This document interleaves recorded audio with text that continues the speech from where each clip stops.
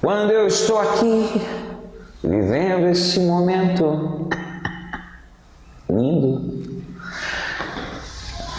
além de ter uma voz grossa, de saber muita história, este menino canta, é um professor espetáculo. Sim, sou eu, Fábio Costa, quem conhece sempre gosta. Do que eu vou falar hoje? De receitas culinárias? Não sei cozinhar. Vou exibir um número de dança do ventre? Não, vai balançar muito. Então do que o senhor vai falar, professor? Eu vou falar de primeiro reinado. Falaremos mais um pouco de história do Brasil. Primeiro reinado, ok? Quando é que foi o primeiro reinado mesmo, Fabinho? 1822 até 1831. Beleza? Pronto? Está com a sua caneta na mão, criança? Está com um lápis na mão? Com um marca-texto? Admire, então. Vamos que vamos. Quando Dom Pedro gritou independência ou morte e rompeu com Portugal, primeira coisa, ou seja, primeiro passo, organizar o Estado. E para isso não foi difícil. O que nós fizemos? Adotou-se o esquema joanino. Ou seja, o país continuaria sendo apoiado no latifúndio, na agroexportação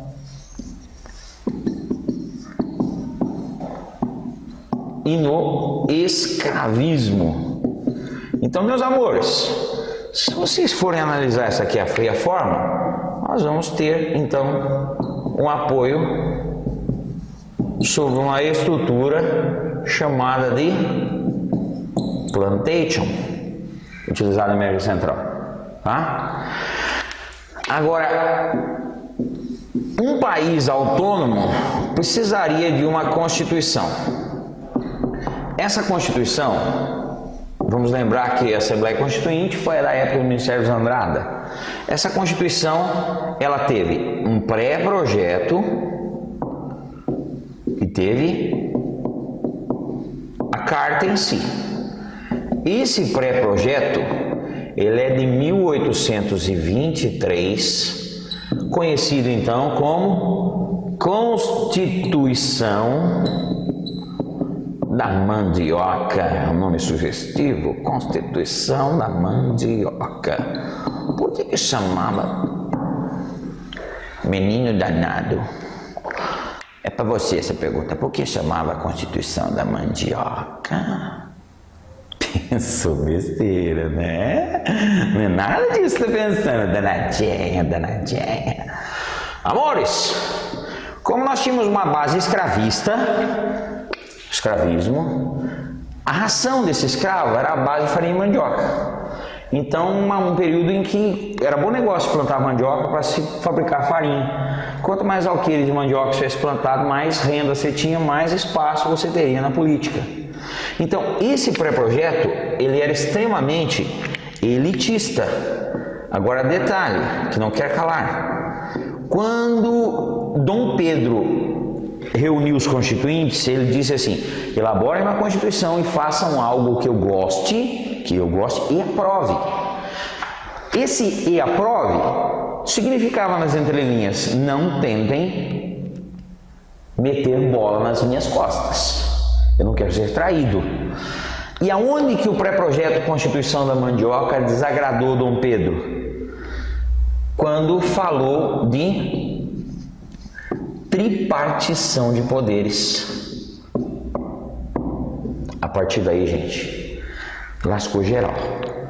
Na noite da agonia, Dom Pedro dissolveu o Constituinte, montou um Conselho de Estado composto por 10 membros e em 1824 ele promulgou.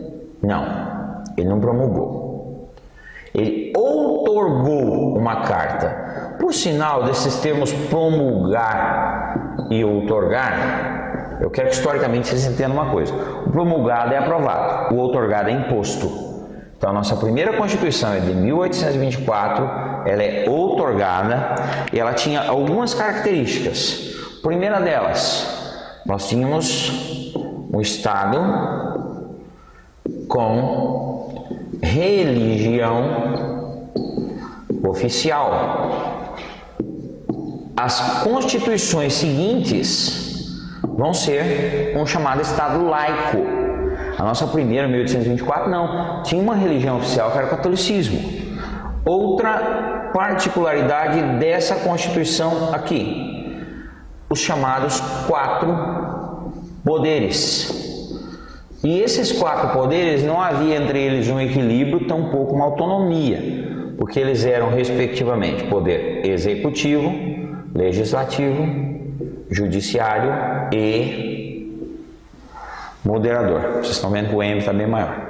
Porque o moderador foi uma distorção do poder neutro do Kant, conforme filosofia do professor Vinícius Recanello, o mestre dos magos, explica. O moderador foi uma distorção do poder neutro do Kant. Ele não tinha função de monitoria, e sim de intervenção. O Pedro colocava executivo, legislativo e judiciário no bolso. Característica dessa carta, então. Primeiro reinado, gente. Partidos políticos.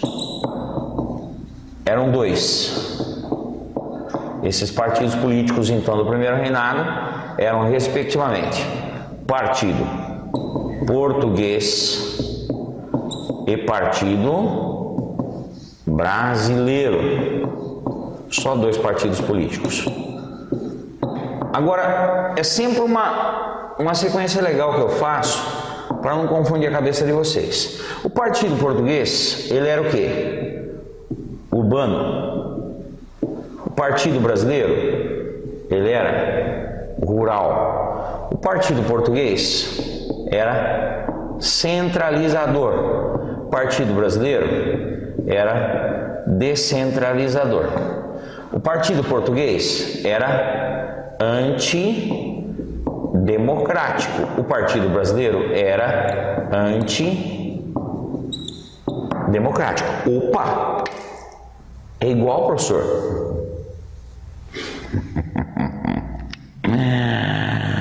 Você acha que pobre tinha vez na nossa política? Não tem até hoje. Os 2 eram antidemocráticos. Então, por favor, eu não gosto quando o aluno confunde. Ah, professor, o Partido Português era composto por ricos, o brasileiro era composto por pobres. Eu sempre faço a seguinte sequência. O Partido Português, lá no final, vocês vão ver eu chamar ele de Partido Conservador. O Partido Brasileiro, vocês vão ver eu chamar ele de Partido Liberal. Presta atenção, está entre aspas. Liberal mesmo não tinha quase nada. Vamos falar de economia do primeiro reinado. Economia. A economia do primeiro reinado, quando o Brasil se tornou independente, primeira coisa, estava em crise.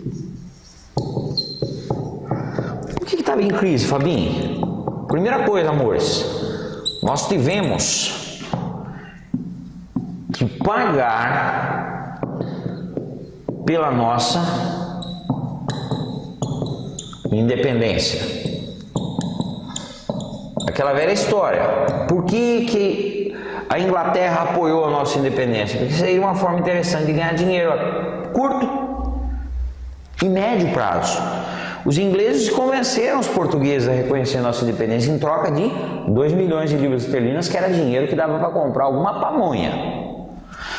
A partir daí começou o nosso processo de endividamento externo. E como é que estava a economia do Brasil? Aqui dentro. Quais eram os produtos? Só pluralizei, que bacana. Quais eram os produtos que tocavam a nossa economia? Eu vou citar para vocês 3. Colocarei em preto. Produtos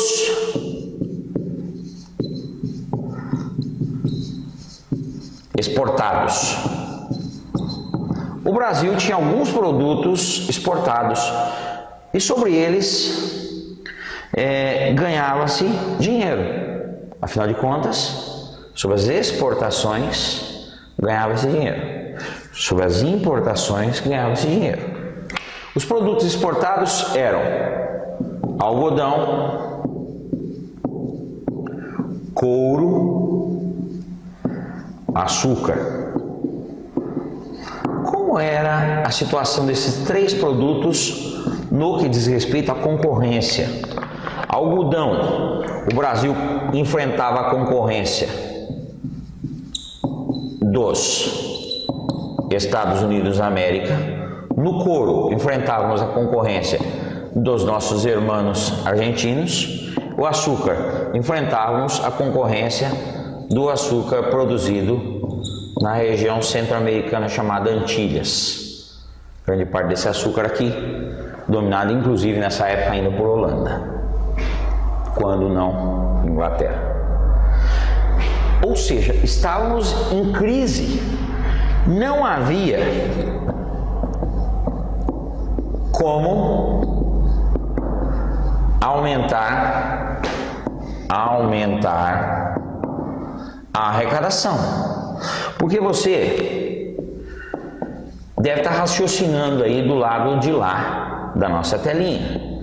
Professor, mas o Estado aumenta a arrecadação através de 2 princípios básicos: a tributação sobre a ou sobre a exportação. Que o pensamento de todo não está errado, não. Veja bem, como é que o Brasil ia aumentar impostos?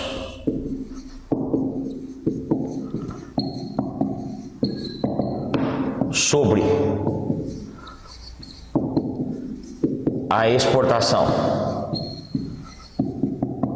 Sobre a exportação, ele simplesmente iria se indispor com os grandes latifundiários. Esses caras aqui dependiam de taxas interessantes para poder vender o seu produto lá fora. Como é que o governo brasileiro ia aumentar o seu imposto sobre a importação? Não tinha como. Isso daqui feria os tratados de 1810, que concedia o quê? Privilégio aos produtos ingleses. Por esses tratados aqui, a Inglaterra teria direito de vender para o Brasil com uma taxa de 15% de exportação. Esses tratados foram renovados devido ao apoio inglês à nossa independência. Ou seja, qual que acabou sendo a solução? E nós sabemos, você sabe que não é a solução. A solução foi aumentar a dívida externa, ou seja, para equilibrar os déficits orçamentários, o governo Pedro I recorreu a empréstimos que geralmente vinha da Inglaterra. Quero falar um pouco do Dom Pedro para vocês agora, só para encaminhar para essa nossa parte final da aula. O Dom Pedro, gente, quando o Brasil se tornou independente, ele era a solução dos nossos problemas. Todo mundo enxergava o Pedro como um cara legal, como um cara simpático, voltado às causas da nação. Então Pedro era o cara da vez. Ele era praticamente o professor Fábio Costa, uma pessoa que todo mundo gosta. Detalhe, aqui,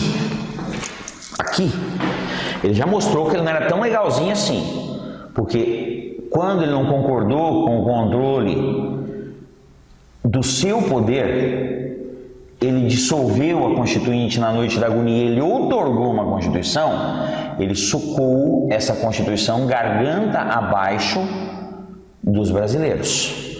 Então aqui a população começou a enxergar o Pedro como um cara não tão legal assim.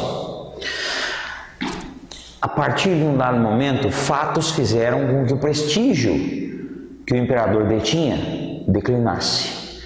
Então vocês têm que ter atenção para isso aí, que às vezes processos seletivos cobram. Fatores que promoveram o declínio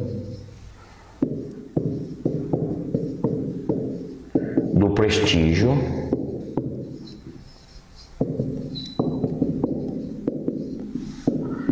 do imperador.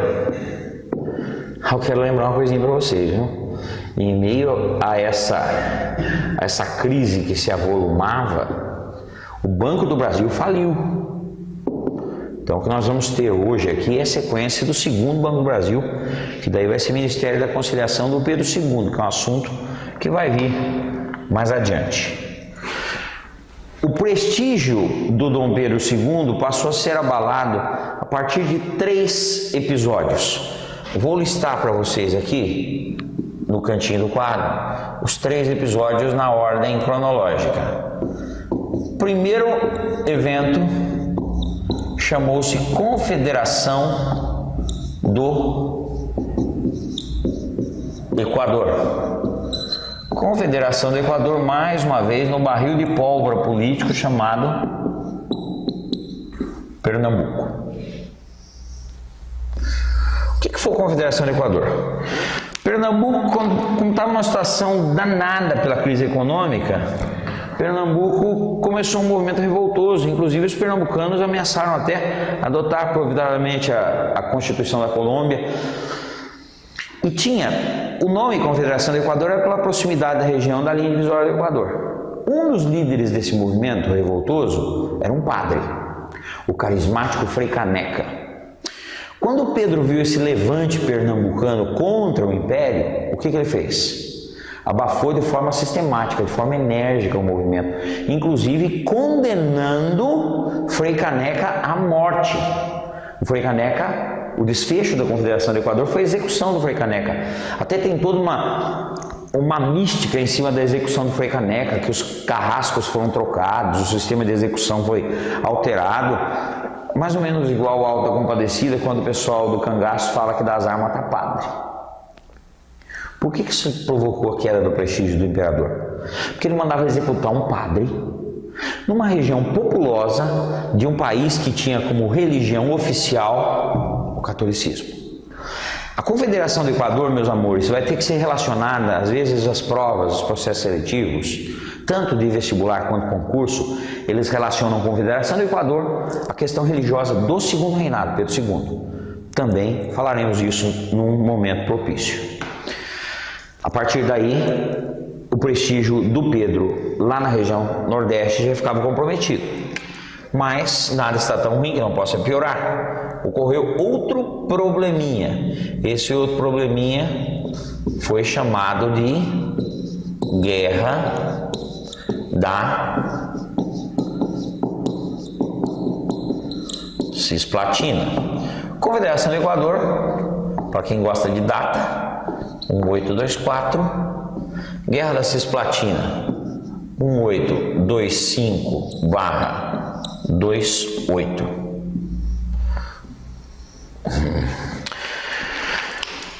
Cisplatina no Uruguai. Dado momento, a Argentina começou a jogar um monte de farinha na cabeça do Uruguai, incentivando o Uruguai à independência. A Inglaterra também apoiou a independência uruguaia. A Inglaterra também apoiou o Brasil que não deixasse o Uruguai se tornar independente. Ou seja, a Inglaterra jogava dos dois lados, procurando enfiar dinheiro via empréstimo para os dois. Em 1825, o Uruguai se levantou em processo de independência contra o Brasil.